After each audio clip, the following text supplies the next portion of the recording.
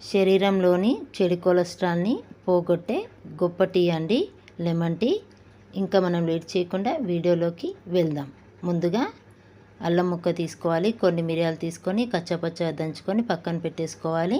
Stove మీద ఒక గిన్నె పెట్టుకొని ఒక గ్లాస్ వాటర్ పోసుకొని హాఫ్ స్పూన్ టీ పౌడర్ వేసుకొని దంచి పెట్టుకున్న మిరియాలు, అల్లం ముక్కలు వేసుకొని కొంచెం చెక్క వేసుకొని ఇది మసలనివ్వాలి. మసలేలోపు టీ కప్లో టేస్ట్కి సరిపడా తేనె వేసుకోవాలి. తేనె కానీ బెల్లం కానీ యూజ్ చేసుకోవాలి. ఇక్కడ నేను తేనె యూజ్ చేస్తున్నాను.